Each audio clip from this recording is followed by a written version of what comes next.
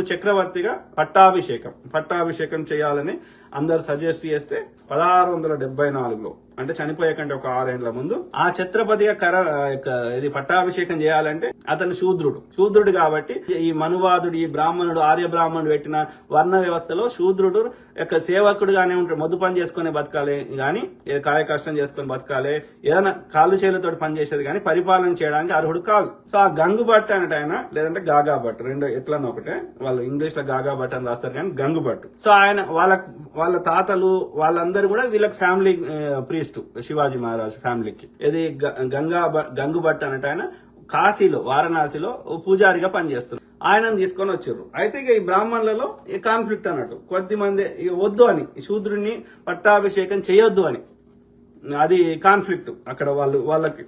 So ఈ last కు ఏమైపోయిందంటే, ఇక శివాజీ మహారాజు ఎంతైతే బరువు ఉన్నాడో అంత బరువు, ఆయన ఎంత వెయిట్ ఉన్నాడో అంత బంగారము, వజ్రాలు, వైడూర్యాలు, నగలు అన్ని ఆయన ఎత్తు, ఇంకా విలువైన వస్తువులు, మంచి ఫారెన్ ఏమంటారు సాఫ్ట్ డెలికేట్ ఏవైతే అత్యంత ప్రెషియస్ వస్త్రాలు అన్ని ఏ టు జెడ్ ఆయన ఎంత బరువు ఉన్నాడో అన్ని ఇచ్చి మళ్ళా సపరేట్ గా డబ్బులు ఇస్తా అంటే, ఇంకా ఏమన్నారు, నువ్వు ఇన్ని యుద్ధాలు చేసి మహిళల్ని, చిన్నపిల్లల్ని కూడా చంపినావు కాబట్టి ఆ పాపాలు కూడా నీకున్నాయి, కాబట్టి ఆ పాపాలు పోవాలంటే కూడా మేము ఇంకా నీకు పూజలు చేయాలి, కాబట్టి వాటికి కూడా ఇన్ని డబ్బులు ఇవ్వాలని అన్ని చెప్తే, అందులో ఒక సామాజిక వర్గం, అందులో బ్రాహ్మణులలో కొద్ది మంది మాత్రమే అతన్ని ఇక లాస్ట్ కి ఇవన్నీ తీసుకొని, ఎందుకోసం తీసుకున్నారు, ఇతను శూద్రుడు కాదు క్షత్రియుడు అని చెప్పడానికి. వీళ్ళ యొక్క ఫ్యామిలీ ఆ యొక్క లీనేజ్, వాళ్ళ యొక్క పూర్వం వంశం ఏది రాజపుత్రులు, సిసోడియా కుటుంబం అంటే ఇప్పుడు అదేంది రంతన్ బోర్ ఉంది కదా, రంతన్ బోర్ గాని చిత్తోడ్. సో వాళ్ళ యొక్క ఆ వంశానికి సంబంధించిన సిసోడియా వంశం అని చెప్పి అబద్ధం చెప్పడానికి, శూద్రులు కాదు అని చెప్పడానికి అన్ని డబ్బులు ఇస్తే చివరికి ఆ గంగు భట్ అన్నట్టు ఆయన అటనే ఆయనకు సంబంధించిన కొద్ది మంది బ్రాహ్మణులు ఇవన్నీ తీసుకొని క్షత్రియుడు అని చెప్పి సప్త నదులు అంటే సో 7 నదులు. సో ఈ 7 నదుల నుంచి నీళ్లు తీసుకొని వచ్చి ఆ యొక్క అతని మీద ఇది చేసి, తర్వాత మళ్ళీ జంజమేసి, ఆ జంజంకి అంటే ద్విజన్మ అంటే రెండో జన్మ అన్నట్టు. వాడు బ్రాహ్మణుడు అయితేనే పుట్టుకతోటే వానికి అన్ని వచ్చేస్తాయి కాబట్టి వాడు జంజం వేసుకుంటాడు. సో కాబట్టి ఇతనికి అట్లా లేదు కాబట్టి ఇది రెండో జన్మ కింద జంజం వేసి ఇప్పుడు నుంచి నువ్వు క్షత్రియుడు అన్నాడు. మళ్ళా తన యొక్క 4 భార్యలతోటి మళ్ళీ పెళ్లి చేయించి ఇంకా ఇవన్నీ మిగతా కార్యక్రమాలు చేసి ఆ రోజులలో 1.5 మిలియన్ రూపీస్ అంటే 15 లక్షల రూపాయల ఖర్చు అయింది ఈ పట్టాభిషేకం చేయడానికి. జూన్ 6, 1674లో పట్టాభిషేకం చేశారు. 1.5 మిలియన్ రూపీస్ అయినాయి. ఒక అబద్ధం చెప్పడానికి ఇన్ని పైసలు, అతను శూద్రుడు కాదు క్షత్రియుడు అని చెప్పడానికి ఇన్ని డబ్బులు ఇన్ని తీసుకున్నారు వాళ్ళు. ఒక 12 రోజుల తర్వాత జూన్ 6 రోజు చేశారు కదా, 18 జూన్ వాళ్ళ అమ్మ చనిపోయింది, జిజాబాయ్. 12 డేస్ తర్వాత శివాజీ మహారాజు వాళ్ళ అమ్మ చనిపోతే ఇదేదో బ్యాడ్ సంకేతం ఉంది అని శివాజీ మహారాజుకి అనిపించి ఏం చేసిండే, అప్పుడు 50,000 మంది ఆయన పట్టాభిషేకానికి అటెండ్ అయ్యారు శివాజీ మహారాజు. సో తర్వాత మళ్ళా ఇంకో ప్రీస్తుని తీసుకొచ్చారు. ఆయన తాంత్రిక అంటే ఈ యొక్క ఏమంటారు, ఈ ఉంటది కదా అమ్మవారి తంత్రాలు చేస్తారు చూసారా, అదే తాంత్రిక పూజలు అంటే ఏమంటారు, అదే క్షుద్ర పూజలు. సో అట్లాంటి తాంత్రిక ప్రీస్తుని తీసుకొచ్చారు, ఏది ఒరిస్సా నుంచి. ఆయన పేరేంది నిచ్చల్ పూరి గోస్వామి అన్నట్టు ఆయన తీసుకొని వచ్చి సెప్టెంబర్ 24, 1674 జూన్లోనేమో మొదటిసారి జరిగింది ఈ యొక్క పట్టాభిషేకం. తర్వాత ఒక 2 వీక్స్ తర్వాత వాళ్ళ అమ్మ చనిపోతే ఇంకో ఆయన తీసుకొని వచ్చి ఆ తాంత్రిక ప్రీస్ట్, ఆ క్షుద్ర పూజలు చేసే పూజారి ఇది కరెక్ట్ చేయలేదు ఈ పట్టాభిషేకం, అందుకని ఇట్లా అయింది అని చెప్తే మళ్ళీ రెండోసారి పట్టాభిషేకం సెప్టెంబర్ 24, 1674లో అంటే ఒక జూన్లో అయింది కదా, జూన్, జూలై, ఆగస్ట్, సెప్టెంబర్ 3 నెలల తర్వాత మళ్ళీ రెండోసారి పట్టాభిషేకం చేయడం జరిగింది.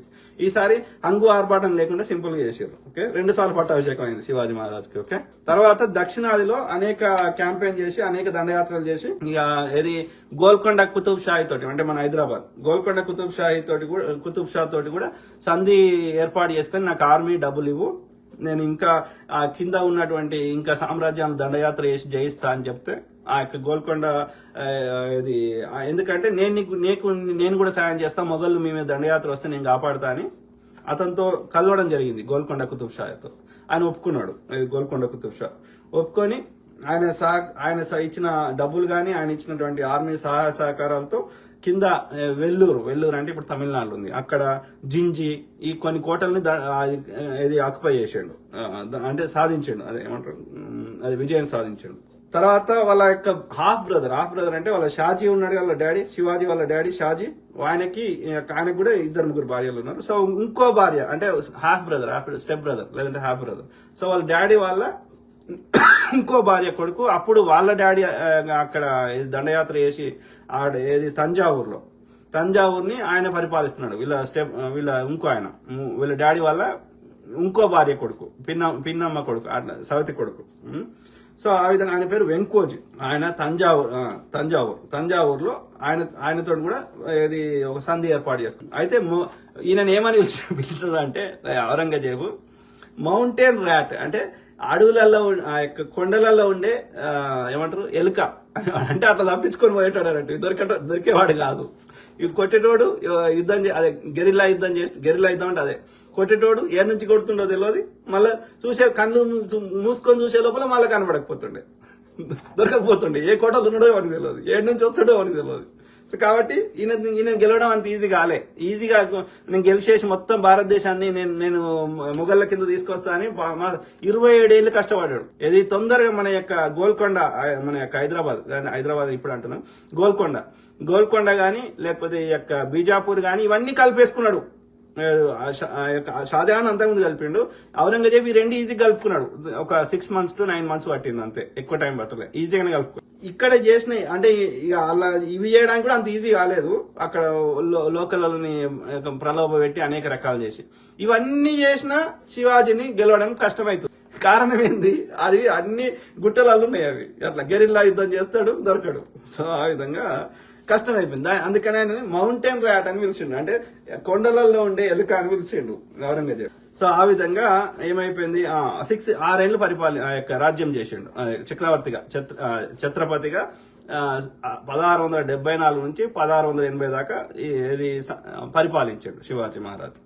పరిపాలించి ఆయన కాలంలో ఎక్కడ వీలైతే అక్కడ ఇంకా కొన్ని కోటల్ని తన అధీనంలో తన సామ్రాజ్యాన్ని విస్తరించుకునే ప్రయత్నం చేసిండు. కొన్నిట్లా సక్సెస్ అయ్యిండు. అతనికి అంటే ఒక్కొక్కరు రీజన్ చెప్తున్నారు. పోర్చుగీస్ వాడు ఒక రీజన్ చెప్తుండు, ఇంగ్లీష్ వాడు ఒక రీజన్ చెప్తుండు, ఇంకా వేరే రీజన్ చెప్తున్నారు. సో ఆయన ఎందుకు చనిపోయిండు అనేది మొత్తం మీద అయితే మనం గమనిస్తే అనారోగ్యంతో మంచం మీద పడి ఒక వారం 10 రోజుల ఆరోగ్యం పాడైపోయి చనిపోయాడు. ఆరోగ్యం ఎందుకు పాడైంది అనేది ఒకరేమో ఆంథ్రాక్స్ వచ్చిందని, ఇంకోటి ఫుడ్ పాయిజన్ అయిందని, ఇంకోటి ఏదో చెప్తున్నారు. సో మొత్తం మీద అయితే కొంతమంది అయితే ఏమంటున్నారంటే తన కొడుకు, అంటే ఇప్పుడు 4 భార్యలు ఉన్నారు కదా, సాయి భోన్స్లే, సోయారాబాయ్, పుత్లాబాయ్, సక్వరాబాయ్ అని. సో సోయారాబాయ్ కొడుకు పేరు ఇది రాజారాం, ఈ ఇంకో ఆమె కొడుకు పేరు శంభాజీ. నెక్స్ట్ ఎవరు ఛత్రపతి కావాలి? ఆ క్రమంలో ఆ సోయారాబాయ్ 2వ భార్య తన కొడుకు రాజారాం చేయాలి, ఆయన 9 ఏళ్ళ 7 ఏళ్ళ కొడుకు. సో తన కొడుకుని చేయాలని చెప్పి ఆమెనే చంపేసింది అనేది కొంతమంది అయితే అంటున్నారు, అలిగేషన్ అయితే ఉన్నది, అక్యూజేషన్. అది ఎంతవరకు నిజం అనేది తెలియదు. కానీ ఏది ఏమైనా ఆ యొక్క సోయారాబాయిని మాత్రం తర్వాత శంభాజీ రాజు అవుతాడు. అయిన తర్వాత ఆమెని ఎగ్జిక్యూట్ చేస్తారు, అంటే చంపేస్తారు సోయారాబాయ్. రాజారాం అంటే అందులో పాలిటిక్స్ అని చేసి అక్కడ ఉండే నోబుల్స్ ఎవరైతే ఉంటారో గీష్వాలు వీళ్ళందరూ కలిసి ఫస్ట్ రాజారాంను పెడతారు, శంభాజీని కాకుండా. తర్వాత శంభాజీ వచ్చి ఆయనను ఒక వేరే కోటల పన్హలా కోట దగ్గరనే ఉంచుతారు. సో ఉంచితే ఆ శంభాజీ ఆ యొక్క ఇవన్నీ తెలుసుకొని మళ్ళీ యుద్ధం చేసి రాజారాంను తీసేసి శంభాజీ అవుతాడు ఛత్రపతి. శంభాజీ తర్వాత శంభాజీ మళ్ళీ ఔరంగజేబు తోటి యుద్ధాలలో ఆయనను చంపేస్తారు. శంభాజీని చంపిన తర్వాత అప్పుడు మళ్ళీ రాజారాం అవుతాడు. అంటే అర్థమవుతుందా? శివాజీకి ఒక భార్య కొడుకేమో శంభాజీ, ఇంకో భార్య కొడుకేమో రాజారాం. రాజారాం అంటే వీళ్ళ మధ్యలో వాళ్ళ కొడుకుల మధ్యలో తగాదా అన్నట్టు, నేను చక్రవర్తి కావాలి. ఆ క్రమంలో వాళ్ళమ్మ వీళ్ళమ్మ లేకపోతే వాళ్ళ యొక్క నోబుల్స్ అంటే అక్కడ పరిపాలన ఉండేవారు, పేష్వాలు, ఈ మంత్రులు వీళ్ళందరూ కలిసి కొంతమంది ఏమో రాజారాంకి మద్దతుగా, కొంతమంది ఏమో శంభాజీకి మద్దతుగా.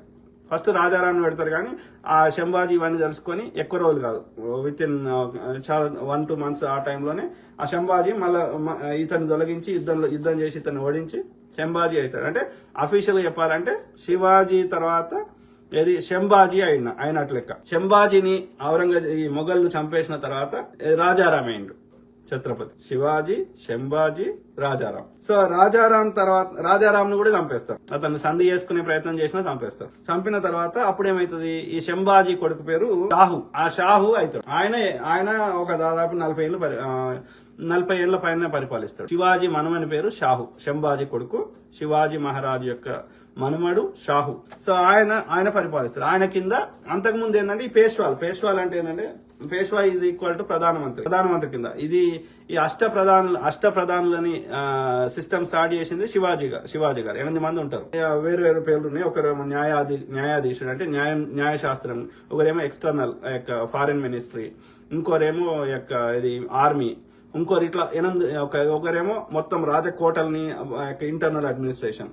అదేవిధంగా ప్రధానమంత్రి, ప్రైమ్ మినిస్టర్ అంటే జనరల్ అడ్మినిస్ట్రేషన్ అండ్ ఫైనాన్స్. ఈ 2 చూసే అతని పేరు పేష్వా అంటారు. సో ఆ పేష్వాలు ఉండేవారు. ఫైనల్ నిర్ణయం మాత్రం ఛత్రపతి ఉండేది. ఎప్పటి వరకు శివాజీ మహారాజ్, తర్వాత శంభాజీ, రాజారాం, తర్వాత షాహు అంటే శివాజీ మనవాడు షాహు. వీళ్ళందరి పరిపాలన వరకు బాగుంది. శివాజీ అంతకుముందు వేరే వేరే వాళ్ళు ఉండే పేష్వాలు, పింగళే, ఇంకా వేరే పేర్లు ఉన్నాయి. ఓకే. సో ఆ తర్వాత ఏమైంది, ఈ షాహు వచ్చిన తర్వాత భట్ ఫ్యామిలీకి సంబంధించిన వాళ్ళు వీళ్ళు ఉన్నారు కదా. ఇప్పుడు విశ్వనాథ్ బాజీరావు, తర్వాత మనం సినిమా వచ్చింది కదా బాజీరావు మస్తాన్, సో బాలాజీ బాజీరావు, తర్వాత మాధవరావు బాజీరావు, వీళ్ళందరుగా ఈ యొక్క ఆ పేష్వాలు వచ్చినాక మొత్తం అంతకుముందు ఛత్రపతి పరిపాలన ఉండే కదా. ఛత్రపతి అనేది ఇప్పుడు ప్రెసిడెంట్, ప్రైమ్ మినిస్టర్ లెక్క. ఛత్రపతి నిర్ణయం తీసుకునే స్ట్రాంగ్ నుంచి మొత్తం పేష్వాలకు వచ్చే పరిపాలన. ఛత్రపతి నుంచి ఈ చిత్ప్లవన్ బ్రాహ్మిన్స్ అంటారు వీళ్ళని. ఈ పేష్వాలు బ్రాహ్మిన్స్, చిత్ప్లవన్ బ్రాహ్మిన్ వాళ్ళది అక్కడ మహారాష్ట్రలో, ఓకే, పూనా దగ్గర. అయితే తర్వాత ఏమైంది, షాహుల కింద మొత్తం పేష్వాల రాజ్యం వచ్చింది. పేష్వాలే పరిపాలన చేస్తున్నారు. ఇక వీళ్ళు నామమాత్రం అయిపోయారు. ఈ ఛత్రపతులు ఉన్నారు కానీ నామమాత్రం, జస్ట్ ఇప్పుడు ప్రెసిడెంట్ ఉన్నట్టు. మొత్తం పరిపాలన మొత్తం.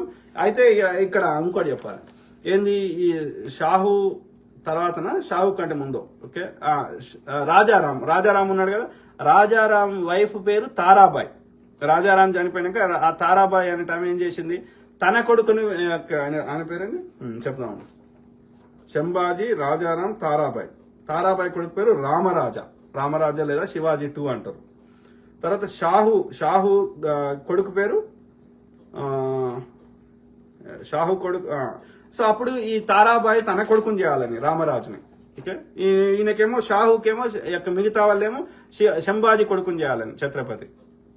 ఆ క్రమంలో వాళ్ళకి ఒక సంధికి వచ్చారు. వాళ్ళకి కాన్ఫ్లిక్ట్ వచ్చి ఒక సంధికి వచ్చి ఏం చేశారంటే రాజ్యాన్ని 2 ముక్కలు చేసుకున్నారు. రెండు ముక్కలుగా చేశారు. ఒకటి సతారా, ఇంకోటి కొల్హాపూర్లోనేమో తారాబాయి, ఆమె వాళ్ళ కొడుకు చిన్న పిల్లగాడు కాబట్టి తారాబాయి పరిపాలించేది. తారాబాయి ఎవరు అంటే రాజారాం వాళ్ళ వైఫ్, ఓకే. రాజారాం చనిపోయినాక ఈ సిచ్యువేషన్, ఓకే. తర్వాత ఇక్కడనేమో ఈ సతారానేమో షాహు పరిపాలించాడు. సో ఇక ఛత్రపతిగా ఎవరిని గుర్తించాలి అంటే ఆ మొఘల్ని కన్విన్స్ చేసింది ఎవరు అంటే విశ్వనాథ్ బాలాజీరావు అనే పేష్వా ఆ మొఘల్ చక్రవర్తి ఔరంగజేబును కన్విన్స్ చేసి ఈ సతారాలో షాహుని ఛత్రపతిగా గుర్తించమని అంటే షాహుని గుర్తించడం జరిగింది ఎవరు, మొఘలు. సో ఆ విధంగా శివాజీ తర్వాత శంభాజీ తర్వాత రాజారాం, తర్వాత 2 ముక్కలైంది. ఒకటి సతారా కేంద్రము, ఇంకోటి కొల్హాపూర్, ఓకే. సో సతారా కిందనేమో ఈ షాహు తర్వాత రామరాజా 2, తర్వాత షాహు 2, తర్వాత ప్రతాప్ సింగ్ చివరిలో. అట్లనే కొల్హాపూర్ కింద తారాబాయ్ అంటే చిన్నపిల్లగాడు ఉన్నాడు కాబట్టి తారాబాయ్, తర్వాత శివాజీ 2, తర్వాత శంభాజీ 2, తర్వాత శివాజీ 2, తర్వాత పేష్వాలు వచ్చారు. సో పేష్వాలు ఏది శివాజీ మనమడు షాహు కంటే ముందున్నలేమో వేరే వేరే పేష్వాలు, పింగళే, వీళ్ళందరూ. ఎప్పుడైతే ఈ షాహు వచ్చిన తర్వాత విశ్వనాథ్ బాలాజీరావు అనే ఆయన వచ్చాడు కదా, ఆయన తర్వాత దాన్ని హెరిడిటరీ చేశారు, వంశపారంపర్యం చేశారు. అంతకుముందు ఏంటంటే ఛత్రపతి ఆయన నచ్చిన వాళ్ళని పేష్వాగా పెట్టుకుంటాడు ప్రధానమంత్రిగా. కానీ ఈ బాలాజీరావు వచ్చినాక ఏం చేసినంటే వీళ్ళు చిత్ప్లవన్ బ్రాహ్మిన్స్ 3 కేంద్రాలు అయిపోయినాయి ఇప్పుడు పరిపాలనకి. ఒకటి సతారా, రెండోది కొల్హాపూర్, మూడోది పూనా, ఓకే. ఈ పూనాలో ఉండేటోళ్ళు మొత్తం పరిపాలన ఈ పేష్వాలే పరిపాలన చేసేవారు. ఈ చిత్పులాం బ్రాహ్మిన్స్ ఈ ఎవరైతే చెప్తున్నారు బాజీరావు వీళ్ళందరి పేరు చెప్తున్నారు ఈ ప్రధానమంత్రులే రాజ్యమే లేవారు. ఈ సతారా ఈ కొల్హాపూర్లో ఏదో నామమాత్రం ఉండే వాళ్ళకి ఏదో రాజ్యం నుంచి ఏదో ట్యాక్సీలు ఇస్తే ఏదో అట్లా నామకే వాస్తుండే సంతకం పెట్టమంటే సంతకం పెట్టేవాళ్ళు కానీ అసలు మొత్తం నిర్ణయం చేసినంతా ఈ పేష్వాలే చేసేవారు. అట్లనే ఏది 1761లో ఈ మూడవ పానిపట్టు యుద్ధం అయింది. మూడవ పానిపట్టు యుద్ధంలో అంతవరకు దాకా 1761లో ఎప్పుడు చనిపోయిండు ఔరంగజేబు 1707లో. శివాజీ ఎప్పుడు చనిపోయిండు 1680లో. 1680 నుంచి 1761 వరకు ఇంకా డిఫరెంట్ చక్రవర్తులు వచ్చారు కదా, ఇప్పుడు చెప్పినాం కదా అందరి పేర్లు ఛత్రపతులు. సో అందులో ఒక్కొక్క పేష్వా వచ్చినాక దాన్ని కొంచెం ఏది ఎక్స్పాండ్ పేష్వాలదే రాజ్యం ఉంది. ఇక వీళ్ళు ఏదో నామమాత్రం వాళ్ళని వదిలేద్దాం ఏది యొక్క ఛత్రపతులని. పేష్వాల రాజ్యం వచ్చినాక అందులోకి వెళ్ళి అందరికంటే జర ఏమంటారు అత్యంత ఈ పేష్వాలు బ్రాహ్మణులలో కూడా 2 రకాలు ఉన్నారు. ఒకరు పరిపాలన ఉన్నారు, ఇంకోరు సైనికులు ఉన్నారు. సైనికులు అంటే సైనికులు కూడా పనిచేశారు. ఇప్పుడు పుష్యమిత్ర శంగుడు సైన్యాధ్యక్షుడు పనిచేశాడు కదా, అశోకుని మనమడు బృహద్రథుని కింద. అట్లనే ఇక్కడ ఇదేది బాలాజీ విశ్వనాథరావు కొడుకు పేరు బాజీరావు. ఆయన ఎవరిని చేసుకుని మస్తాని అంటే ఆమెను చేసుకున్నాడు కాబట్టి బాజీరావు మస్తాని సినిమా వచ్చింది. ఓకే, సో బాజీరావు అంటే ఆయన మొదట ఆయన. సో ఆయన ఆర్మీ మిలిటరీ ఆయన. సో ఆయన కాలంలో ఈ మరాఠా సామ్రాజ్యం బాగానే ఎక్స్పాండ్ అయింది. తర్వాత రఘునాథరావు, తర్వాత మాధవరావు వీళ్ళందరూ పేష్వాలు. ఇక వాళ్ళు కూడా ఏంటంటే వీళ్ళందరూ ఏంటంటే డైరెక్ట్ యుద్ధం చేసింది తక్కువ. కొన్ని చోట్ల చేసారు కానీ డైరెక్ట్ గా మరాఠాలు యుద్ధం చేసింది రిలేటివ్లీ తక్కువ. చాలా వరకు ఈ గెరిల్లా టైపు లేకపోతే ఎదుటివన్నీ మోసం చేసి అంటే ఈ దారిలో వచ్చేది ఇంకో దారిలో వచ్చి వాళ్ళ ఆర్మీని తప్పుదో పట్టించి అట్లా రకరకాల కుట్రలు కుతంత్రాలు చేసి గెలిచినవి ఎక్కువ ఉన్నాయి. రెండోది ఏంటంటే వీళ్ళు డైరెక్ట్ గా పరిపాలించింది కూడా తక్కువ. కొద్దిగా వెస్టర్న్ ఘాట్స్ ప్రాంతం తప్ప మెజారిటీ వీళ్ళ యొక్క సామంతులు పరిపాలించారు. ఆ సామంతులను కూడా రకరకాలుగా విన్యాసాలతో ఓడించి వాళ్ళ దగ్గర 2 రకాల ట్యాక్సులు వసూలు చేసేవాళ్ళు. సర్దేశ్ముఖి అదేవిధంగా చౌత్. సర్దేశ్ముఖి అంటేనేమో 1/10 వసూలు చేసేవాళ్ళు. వీళ్ళ డైరెక్ట్ పరిపాలన డైరెక్ట్ వీళ్ళ కంట్రోల్ ఉన్న దగ్గర. సామంతులు ఉన్న దగ్గరనేమో చౌత్ వసూలు చేసేవారు. చౌత్ అంటే 1/4 వాళ్ళు పండించిన పంటలో 1/4 వచ్చిన పైసలలో గానీ ధాన్యంలో గానీ 1/4 వీళ్ళకి ఇవ్వాలి. అంటే వీళ్ళ రాజ్యానికి ఇవ్వాలి, చక్రవర్తికి ఇవ్వాలి. అట్లా దండయాత్ర చేసి పైసలు వసూలు చేసుకుంటారు. పరిపాలన వీళ్ళు డైరెక్ట్ చేసేవాళ్ళు కాదు. సో ఆ విధంగా వీళ్ళ కింద బరోడాలో సామంత రాజులేమో గైక్వాడ్లు. తర్వాత ఇందోర్ అంటే ఇప్పుడు మధ్యప్రదేశ్ ఉంది కదా, అందులో అక్కడ హోల్కర్లు. తర్వాత ఈ యొక్క ఇందోర్ అండ్ మాల్వా అంటే మధ్యప్రదేశ్ కింద. So Indore and మాల్వాలో హోల్కర్లు. బరోడా అది కూడా మధ్యప్రదేశ్ కింద వస్తుంది అనుకుంటా, మధ్యప్రదేశ్ యూపీఓ. సో లేదు గుజరాత్ అనుకుంటా, Gujarat. Baroda Gujarat, Gaikwad Gujarat. Baroda Gaikwads of Baroda, Holkars of Indore and Malwa, Gwalior and Ujjain లో సింధియాల్ అంటే అది మధ్యప్రదేశ్ కింద వస్తుంది. తర్వాత నాగ్పూర్ లో బోన్స్లేలు. గైక్వాడ్లు బరోడా నుంచి గైక్వాడ్లు, ఇందోరు మాల్వా నుంచి హోల్కర్లు, గ్వాలియర్ ఉజ్జయిన్ నుంచి సింధియాలు, నాగ్పూర్ నుంచి బోన్స్లేలు. వీళ్ళందరూ వీళ్ళ యొక్క సామంత రాజు. ఈ ఎక్కువ వీళ్ళ కింద యుద్ధం చేసింది, వాళ్ళ యొక్క డబ్బులు ఖర్చు పెట్టుకుంది, వాళ్ళ ఆర్మీని పంపించింది ఎక్కువ ఈ సామంత రాజులే. 1758 అది పీకెస్. దానికి మరాఠా సామ్రాజ్యం యొక్క పీక్ అన్నట్టు. ఎక్కడ అటక్ నుంచి కటక్ వరకు. అటక్ అంటే ఇప్పుడు ఏది ఆఫ్ఘనిస్తాన్ బార్డర్. సో అక్కడి వరకు వీళ్ళ కింద వీళ్ళ అధీనంలో తెచ్చుకున్నారు. వచ్చిన తర్వాత వచ్చిన మొఘళ్ళు అందరూ చాలా బలహీనం అయిపోయారు. కారణం ఏంటి అంటే ఔరంగజేబు చేసిన తప్పే. తన కొడుకులు బలమైన రాజులు బలమైన వాళ్ళు ఉంటే ఔరంగజేబు తన తండ్రిని షాజహాన్ని బంధించి ఎట్లయితే తన అన్నల్ని తమ్ముల్ని చంపి రాజ్యం అధికారం చేజెక్కించుకున్నాడో అట్లనే ఈ యొక్క షాజహాన్ అంటే పేరు ఖుర్రం. షాజహాన్ వాళ్ళ డాడీని అట్లనే వాళ్ళ అన్నదమ్ముల్ని చంపేసి వచ్చిండో, నా కొడుకులు కూడా బలంగా ఉంటే నన్ను కూడా ఇట్లనే చేస్తారని చెప్పి చాలా సింపుల్ గా పెంచిండు. ఒక బలమైన ఆర్మీ జనరల్ కింద పెంచలేదు ఔరంగజేబు. దానివల్ల బలమైన వీళ్ళు ఆయన చనిపోయినాక బలమైన లేకపోవడం వల్ల మొఘల్ సామంత రాజులు ఎవరి వాళ్ళు స్వతంత్రాన్ని ప్రకటించుకోవడం జరిగింది. వాళ్ళతో కొట్లాడే శక్తి లేదు, సైన్యం ఉన్నా కానీ శక్తి లేదు, అంత ధైర్యం ఇది కొట్లాడే శక్తి లేక ఎవరిది వాళ్ళు స్వతంత్రాన్ని ప్రకటించుకోవడం జరిగింది ఔరంగజేబు తర్వాత. సో ఆ విధంగా అందులో ఈ మరాఠాలు ఈ యొక్క పేష్వాల కింద వీళ్ళందరితోటి ఒక కన్ఫెడరసీ అంటే ఏమంటారంటే అదే ఒక గ్రూప్ గా ఏర్పడి సామంత రాజులందరూ ఆ విధంగా మరాఠా సామ్రాజ్యాన్ని అంత స్థాయికి పెంచుకుంటూ పోయారు. కానీ ఎక్కడైతే ఈ అవ్వదు కొన్ని కొన్ని చేయాల్సిన దానికంటే ఎక్కువ చేసి వసూలు చేయాల్సిన దానికంటే ఎక్కువ వసూలు చేసి వాళ్ళని అనేక రకాల ఇబ్బంది పెడితే వాళ్ళు ఏం చేశారు, ఆ యొక్క వీళ్ళు మమ్మల్ని ఇంట్లో ఇన్ని రకాల ఇబ్బంది పెట్టి ఇన్ని దోసుకొని రోహిల్ఖండ్ని, అవధ్ని, తర్వాత మొఘల్ని అనేక రకాలు చేసుకొని అక్కడ వాళ్ళు అన్ని లూటీ చేసుకుని వచ్చేటోళ్ళు, ట్యాక్సులు తీసుకునే కాకుండా. ఇక వాళ్ళు భరించలేక ఏం చేశారు, ఆఫ్ఘనిస్తాన్లో దుర్రాని అంటారు, దుర్రాని అని పేరు, అబ్దాలి. సో ఆయన తీసుకొని వచ్చారు. సో ఆయన వచ్చి వీళ్ళని యొక్క, ఎందుకంటే ఆయనకి ఏం చేసిర్రు అంటే ఆయన సామ్రాజ్యం కింద ఉన్నటువంటి లాహోరు, ఆయన పెషావర్ ఏవైతే ఉన్నాయో అవిట్లో కూడా వీళ్ళు అక్యుపై చేసేసి అక్కడ ఉన్న ట్యాక్సులన్నీ వీళ్ళు వసూలు చేస్తుంటే ఆయన కోపం వచ్చి వీడు ఇట్లా చెప్తే ఇంటలేడని చెప్పి ఆయన యుద్ధానికి వచ్చిండు ఆ అబ్దాలి అంటే. అక్కడ చాలా పెద్ద యుద్ధం అయింది. పానిపట్ అంటే ఈ హర్యానా ప్రాంతంలో ఉంటుంది. చాలా పెద్ద యుద్ధం అయిపోయి వీళ్ళకి ఏంటంటే ఈ మరాఠాలతో ఈ పేష్వాలతో వచ్చిన సమస్య ఏంటంటే ఎందుకు సహకరించామంటే మరి వాళ్ళని బతకనీయలేదు, హిందూ రాజులను కూడా బతకనీయలేదు. వీళ్ళు ఇంత ట్యాక్స్ వసూలు చేసేటోళ్ళు, ఎన్నిసార్లు దండయాత్రలకు వచ్చేటోళ్ళు, మరి వాళ్ళ రాజ్యం ఎట్లా పరిపాలిస్తారు? అందుకే రాజపుత్రులు కూడా నచ్చలేదు వీళ్ళని, హిందూ రాజులు కూడా సహకరించలేదు మరాఠాలకి. సో ఎందుకంటే వాళ్ళని చాలా ఇబ్బంది పెట్టిండు ఈ రాజపుత్ర రాజులని, ఈ మరాఠా వాళ్ళు. ముస్లింస్ హిందువులని కాదు, అందరినీ, అన్ని రాజ్యాన్ని ఇబ్బంది పెట్టి వాళ్ళ దగ్గర వసూలు చేసేదానికంటే ఎక్కువ వసూలు చేసారు, లూటీ చేసారు. ఈ మరాఠాల కింద 4 రకాల ఆర్మీలు ఉండేవారు. అందులో ఒకరు పిండారీలు అని ఉండేవారు. వాళ్ళు ఏంటంటే థగ్స్ అంటే ఏమంటారు, ఈ యొక్క లూటీ చేసేటోళ్ళు. ఆ లూటీ చేసేటోళ్ళు కూడా ఒక వాళ్ళని కూడా ఆర్మీ కింద వాడుకున్నారు. అంటే వాళ్ళు రెగ్యులర్ టైంలో లూటీలు చేస్తారు, యుద్ధం వచ్చినప్పుడు యుద్ధం చేస్తారు. సో ఆ విధంగా వాళ్ళని ఈ యొక్క మన యొక్క శృంగేరి పీఠం ఉంది కదా, దాని మీద కూడా దండయాత్ర చేసారు పిండారీలు. వీళ్ళ నుంచి కాపాడుకోవాలని చెప్పి మరాఠా వీళ్ళకి సంబంధించిన వీళ్ళని నుంచి కాపాడుకోవాలని చెప్పి ఆ శృంగేరి పీఠాధిపతి ఎన్నో లేఖలు రాసిండు, ఎన్నో బతిలాడుకున్నాడు హైదర్ అలీని కానీ టిప్పు సుల్తాన్ కానీ మైసూర్లో.